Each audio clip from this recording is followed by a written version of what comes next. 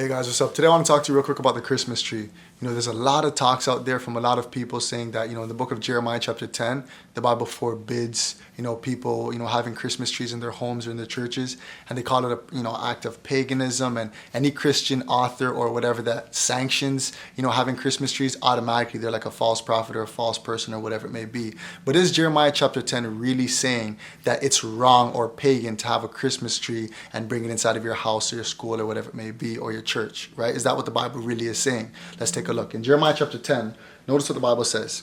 Honestly, when I read it for the first time, I'm like, man, this is clearly speaking about a Christmas tree. And listen carefully. It says, "Hear ye the word which the Lord speaketh unto you, O house of Israel. Thus saith the Lord, learn not the way of the heathen, and be not dismayed at the signs of heaven.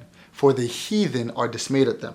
For the customs of the people are vain. For one cutteth a tree out of the forest," mercy, "the work of the hands of the workmen with the axe. They deck it with silver and gold," have mercy. "They fasten it with nails and with hammers that it move not." And so when I read this, I'm like, man, that's clearly speaking about a Christmas tree, like that's pagan, like anybody has that, like, no.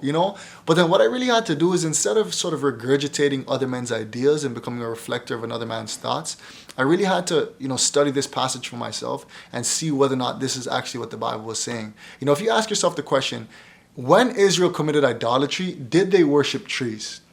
Like, does the Bible say, oh, Israel committed idolatry and went into the forest and began to worship the trees of the forest? No, the Bible typically doesn't say that. As a matter of fact, when they committed idolatry, we see in the book of Exodus chapter 32 that Aaron at that time made a golden calf, and then they worshiped the golden calf.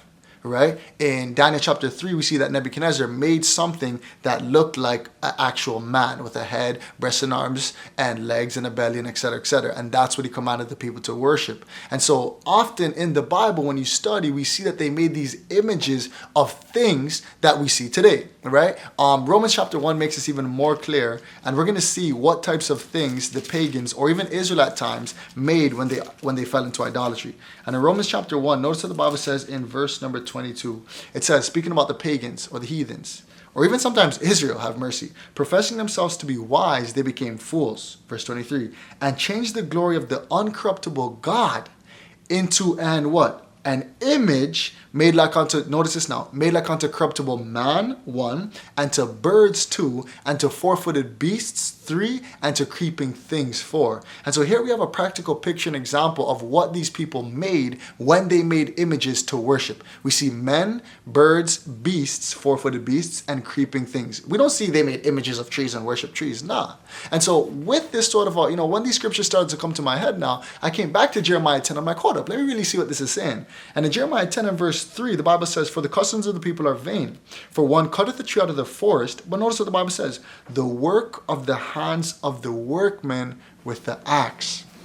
And so here the Bible is saying that when they actually cut down the tree, then the workman begins to work on the tree with the axe. Notice this same verse in the Common English Bible. It'll begin to shed more light and you'll understand. And notice what the Common English Bible says. In the Common English Bible, it says the same verse. It says, "The rituals of the nations are hollow. A tree from the forest is chopped down and shaped by the craftsman's tools." So here you see that when they cut down the tree, then the craftsman shapes it. Then the Bible says it is overlaid with gold and with silver, or silver and gold, and fastened securely with hammer and nails so that it won't fall over. And so the picture that the Bible is showing is that these people go outside and get a tree and then use the wood from the tree to shape it into an image of a man, a beast, a bird, or a creeping thing. And then they overlay it with gold. So the image is gold plated. And then they worship it. Well, if we go back to the KJV, the Bible says the same thing. How? Okay, notice what the Bible says in verse 5. It says, "They are upright as the palm tree, but" what? "They are upright as the palm tree, but speak not." Why is it a significant thing that they speak not? Clearly because, as we notice in Psalms, I don't know if it's Psalms 95, but God is speaking about, or maybe it was Psalms 105, pardon me, but God is speaking about these idols that have noses but can't smell, mouths but can't talk, eyes but can't see, ears but can't hear, feet but can't walk, all of these things. And so here, when the Bible says that they are upright as a palm tree, but they speak not, the Bible is saying, you're taking a tree, making it into an image of a man that has a mouth, but it can't speak. It's not a significant thing if a tree can't speak. No. And so clearly, notice what the Bible also says now in verse number 5. They are upright as the palm tree, but they speak not. They must needs be born. What does that mean? It means somebody needs to carry them. Why is that significant? Do trees usually move by themselves from place to place? Nah. But clearly, you're making an image out of that tree. That image of the tree, that image that you just made out of the tree has feet, but it can't walk. So somebody needs to carry it even though it has legs? That's crazy. And so God says, man, they must needs be born because they cannot go. Be not afraid of them, for they cannot do evil. Right? Neither is it in them to do good. And so clearly we see from the context and also from another version of the Bible, we see that what they did was they used the tree as they cut it down. They made it overlaid with gold, so it was gold plated, and then they worshipped whatever it looked like. Friends, the Bible isn't saying that it's a pagan practice to go out and put a tree inside of your home or your church. Now, I'm not saying that I do that at my house. I don't even do that at my house.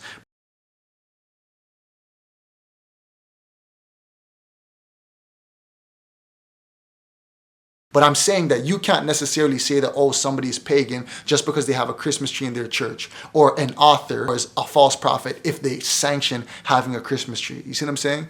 And so, yeah, man, hopefully that enlightened you. Share this video with your friends. Like it. Please subscribe. It means a lot to me. And yeah, man, hopefully I could, push out more of these videos in the new year. And God bless you guys. God bless you guys.